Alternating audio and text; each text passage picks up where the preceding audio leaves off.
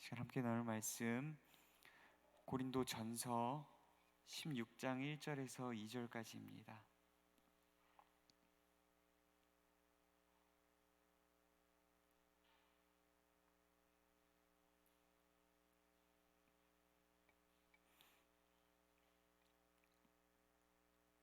고린도전서 16장 1절에서 2절까지 함께 합독하겠습니다.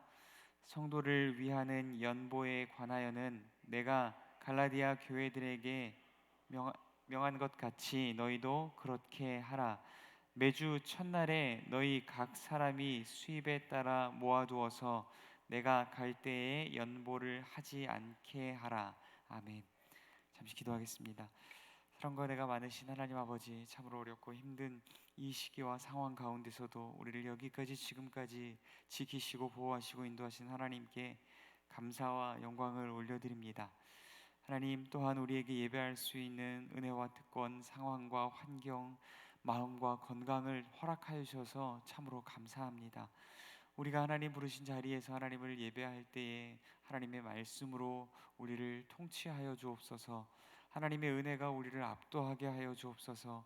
하나님, 우리 안에 침노하고 우리를 침범하며 참으로 우리를 낙심케 하고 좌절케 하는 어떠한 불안과 두려움의 요소들이 떠나가고 하나님의 말씀과 그 은혜 안에서 하늘의 평강과 기쁨과 하나님 확신과 소망을 누리는 귀하고 복된 시간 될 수 있도록 하나님 도우시고 인도하여 주시옵소서.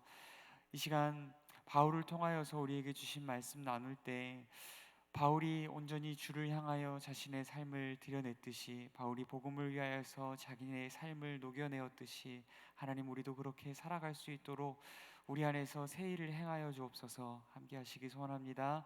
거룩하신 예수님 이름으로 기도드립니다. 아멘. 오늘 말씀 제목 성도를 위하는 연보라는 주제로 함께 나눕니다. 우리 먼저 다시 한번 1절에서 2절 말씀, 1절에서 2절 말씀 합독해 보도록 하겠습니다. 우리 천천히 읽겠습니다. 성도를 위하는 연보에 관하여는 내가 갈라디아 교회들에게 명한 것 같이 너희도 그렇게 하라. 매주 첫날에 너희 각 사람이 수입에 따라 모아두어서 내가 갈 때에 연보를 하지 않게 하라. 아멘. 바울은 15장에서 부활에 관하여서 다루었습니다. 그리고 곧장 16장에서 연보에 관하여 다루고 있습니다. 부활과 연보는 과연 어떤 관계가 있을까요? 바울은 왜 부활에 대하여서 이야기하고 이어서 연보에 대해서 이야기하는 걸까요? 어쩌면 바울은 연보는 오로지 부활의 소망을 가진 자들만이 참여할 수 있는 은혜요 특권이라고 여기는 것 같습니다. 바울은 아마도 연보를 썩지 아니할 몸을 입을 자들이 더 이상 썩어질 세상과 물질에 소망을 두지 아니하는 믿음의 표현으로 여긴 것 같습니다. 또한 썩어질 것으로 심어서 썩지 아니할 것으로 거둔다는 유사점이 부활과 연보에 있기 때문에 바울은 이 두 가지를 이어서 지금 이야기하고 있는 것 같습니다. 그렇다면 바울이 이토록 중요시 여기는 연보란 과연 무엇일까요? 본문에서 다루고 있는 연보는 헬라어로 로게이아라고 하는 단어로 이루어져 있습니다. 이는 첫 번째로는 헌금이라는 의미도 지니지만 더욱 구체적으로 기부금과 같은 성격을 지니고 있습니다. 연보를 한마디로 정리하자면 어려운 형편에 있는 자들을 돕기 위한 목적으로 모으는 특별 헌금 정도를 의미한다고 생각하시면 좋을 것 같습니다. 바울이 이 연보라는 단어를 쓰는 용례들을 살펴볼 때 바울은 연보를 단순한 돈의 문제로만 여기지 않습니다.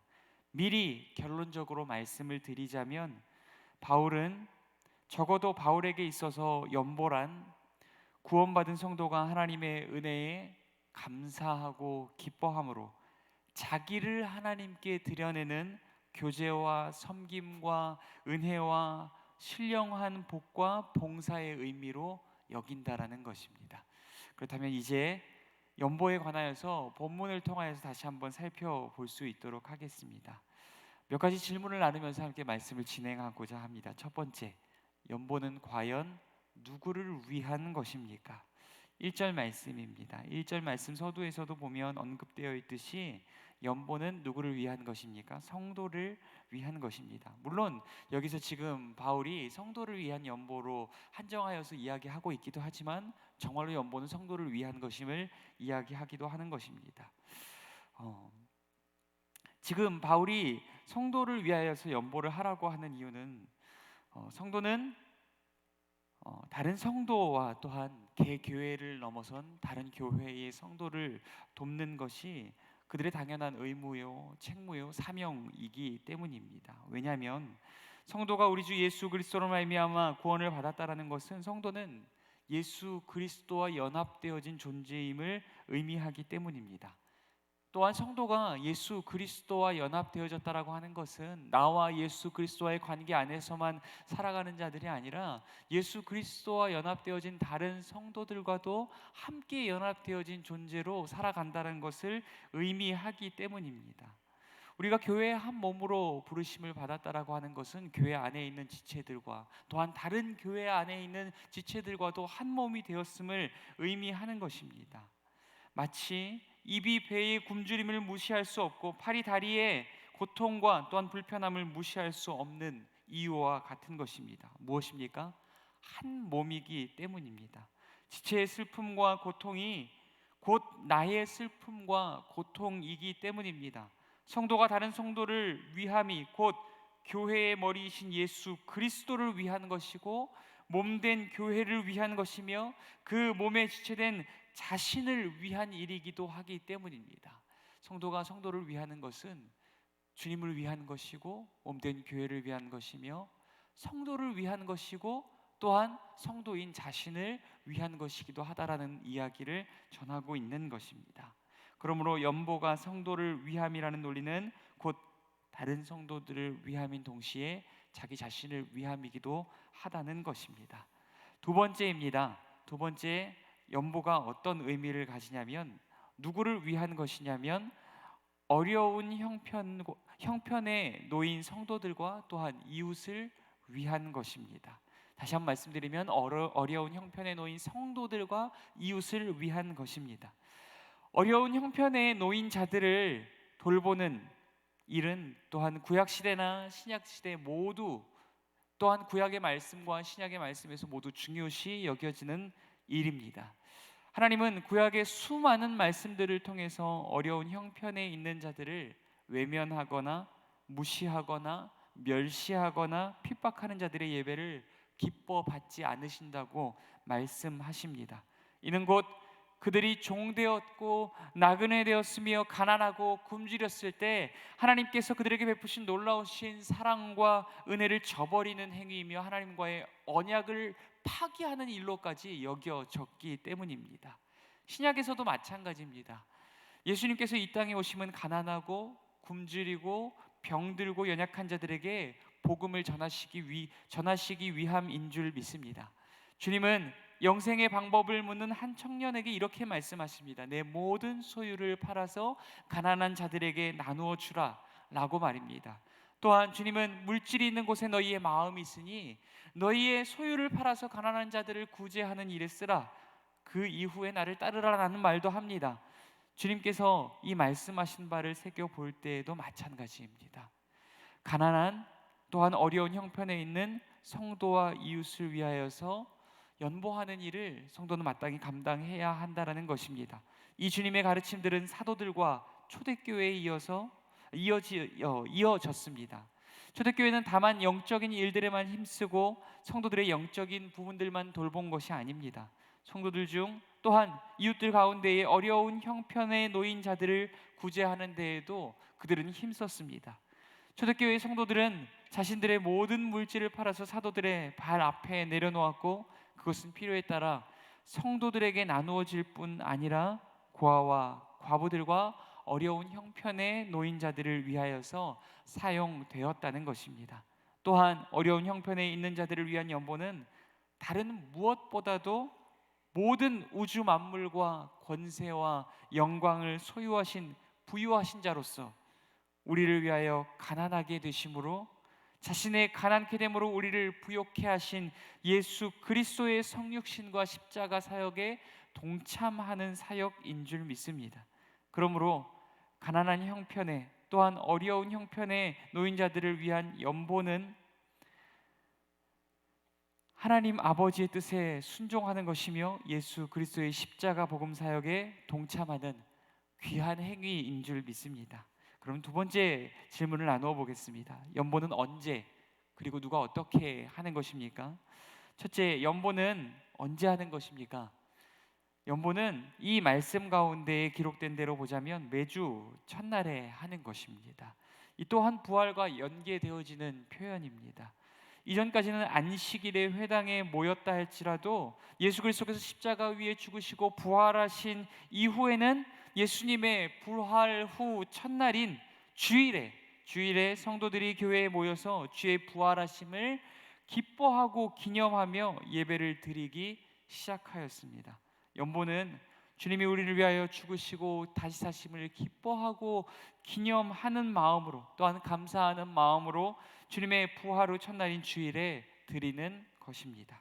그리고 또한 둘째, 연보는 누가 하는 것입니까? 바울은 이렇게 말합니다. 너희 각 사람이라고 말합니다.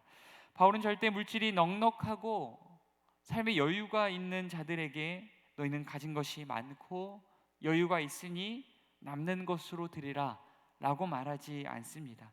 또한 가진 것이 없는 자들에게 너희 살기도 바쁘니 그것으로 너희 자신을 먼저 구제하라 라고 말씀하시지도 않습니다. 부유한 자이건 가난한 자이건 하나님이 우리 자신에게 주신 은혜를 기억하고 나보다 더 어렵고 힘든 형편의 노인자들을 기억함으로 그들을 위하여 연보하라고 말씀하고 계십니다. 마지막으로 셋째, 바울은 어떻게 헌금하라고 이야기합니까? 수입에 따라 모아두어서 라고 이야기합니다. 본문에 따라 하자면 수입에 따라, 그리고 모아두어서입니다.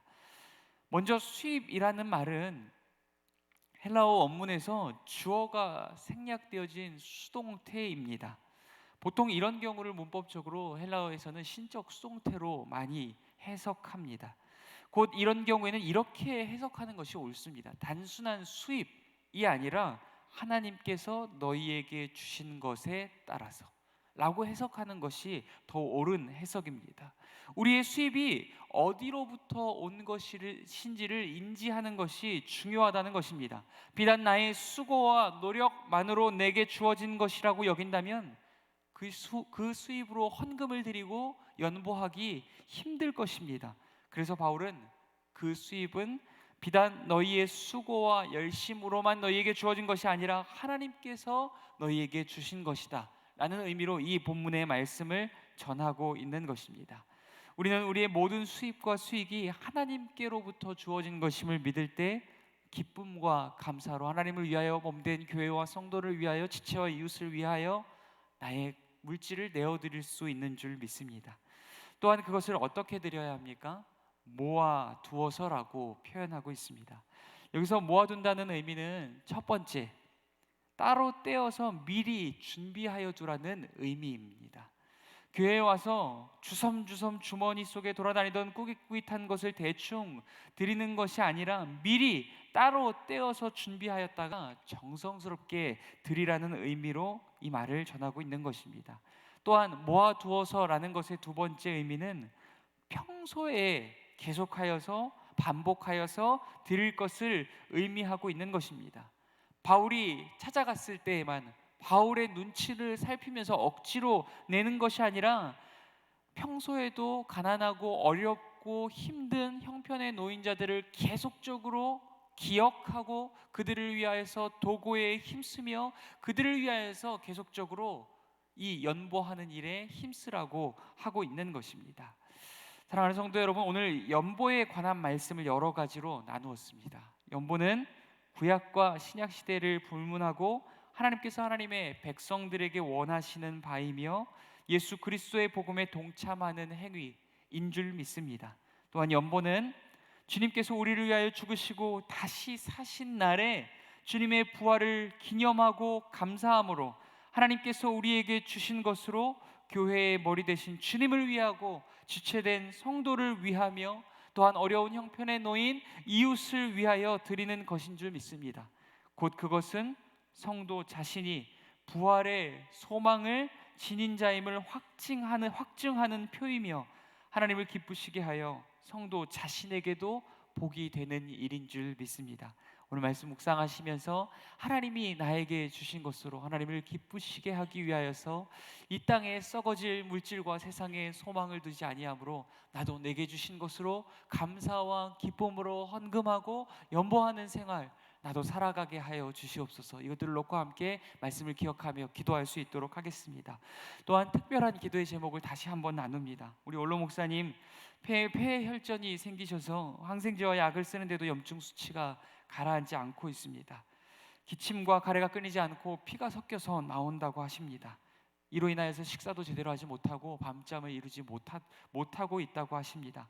하나님께서 최선의 약과 최고의 치료를 받게 하시고 속히 치유해 주시며 또한 밤잠을 잘 이루실 수 있도록 또한 식사를 잘 하실 수 있도록 건강함을 속히 회복하실 수 있도록 기도해 주시고 또한 내조하시는 사모님께도 영육간의 강건함을 허락해 달라고 함께 기도 부탁드립니다. 또한 우리 다른 또 어려운 형편에 놓인 성도나 또한 우리 환우님들을 위하여서도 기도해 주시고 우리의 가정과 교회와 나라와 민족을 위하여서 함께 기도하는 시간 갖도록 하겠습니다. 기도하겠습니다. 사랑과 은혜가